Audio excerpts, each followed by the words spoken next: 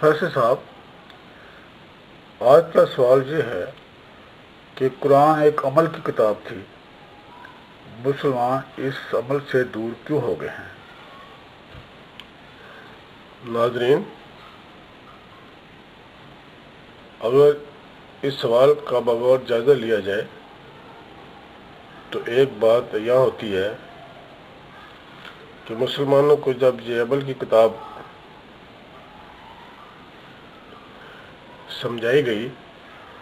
تو انہوں نے اس پر عمل کر کے دکھایا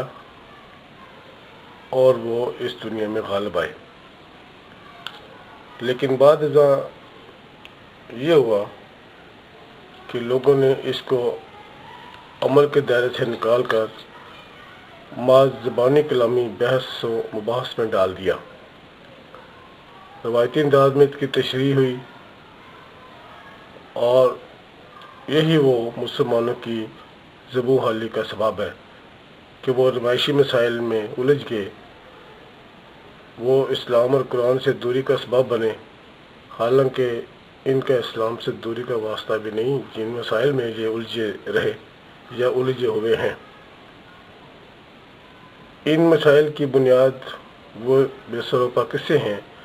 جن کا قرآن سے کوئی تعلق نہیں۔ یہی سطحی مسائل مسلمانوں میں باہمی اختلاف کا باعث ہوئے۔ دراصل ہم لوگوں نے قرآن کو ڈپارٹمنٹل اسٹور بنایا ہوا ہے اور اپنے مطلب کی آیات، جن کی غلط تعویل کی وجہ سے ہی یہ جھگڑے پیدا ہوئے، منتخب کر کے ایک دوسرے خلاف محاذ بنا کر بیٹھے ہوئے ہیں۔ ایک کے ہاتھ میں کل انما انا بشر مسلکم کی تلوار ہے تو مقابل کے ہاتھ میں قد جاءکم من اللہ نور و کتاب مبین کی ڈھال ہے۔ قرآن کی غلط تعویل کی وجہ سے مسلمان فروعی اختلاف میں الجھ کر حقیقت سے بہت دور جا پہنچے، حالانکہ قرآن نے اہل ایمان کو امت مسلمہ کا نام دے کر ایک پلیٹ فارم پر متحد ہونے کا حکم دیا ہے۔ لیکن آج آپ امت مسلمہ کے بے شمار فرقوں اور گروہوں کو دیکھ سکتے ہیں جو اپنی ساری توانائیاں ایک دوسرے کو کافر، مشرک اور دائرہ اسلام سے خارج ثابت کرنے پر صرف کر رہے ہیں۔ قرآن مجید جب غور و فکر کی دعوت دیتا ہے تو عموماً ان الفاظ میں مخاطب کرتا ہے: یعقلون، یؤمنون، یتفکرون، یسمعون، یتذکرون وغیرہ۔ قرآن کا یہ طرز تحریک اس بات کا ثبوت ہے کہ مظاہر قدرت کی تحقیق و تفسیر وہی لوگ کر سکتے ہیں جو عقل و فراست اور تدبر و تفکر سے کام لیتے ہیں۔ مندرجہ بالا آیات پر غور کریں تو یہ نکات سامنے آتے ہیں: عقل، ایمان، فکر اور علم۔ جب تک انسان نے عقل، ایمان، فکر اور علم پر تو زور دیا تو انہوں نے تحقیقاتی کام بھی کیے، اور یہ ہمارے تاریخ میں مسلم اسپین کے ادوار میں نمایاں نظر آتے ہیں۔ اور جب مسلمان تدبر تفکر سے دور ہو گئے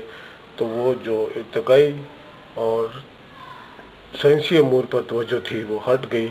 اور صرف بحث مباحثے کی طرف مبذول ہو گئی۔ جب سوال ہوتا ہے کہ مسلمان اس وقت قرآن سے دور کیوں جا چکے ہیں تو اس پر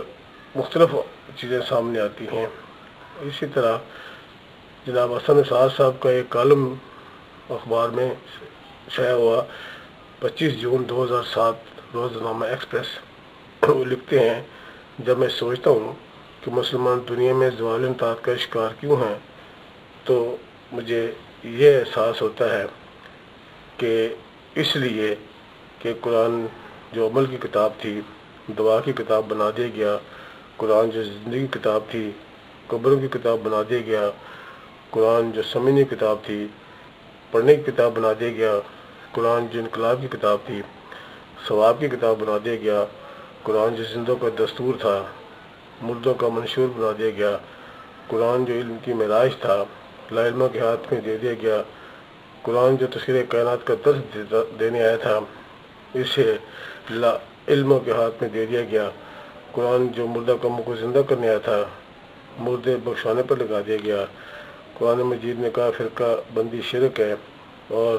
پیشہ ور لوگوں نے کہا کہ یہ عین عبادت ہے۔ قرآن نے کہا قوت حاصل کرو، اور وہ لوگوں نے کہا کہ نہیں، مر جانے، گور ٹکانے، یہاں کیا بنانا ہے۔ تو یہ وہ صورتحال ہے جس کی وجہ سے ہم قرآن کو عمل کی کتاب سے نکال کر ایک خیالات کی کتاب،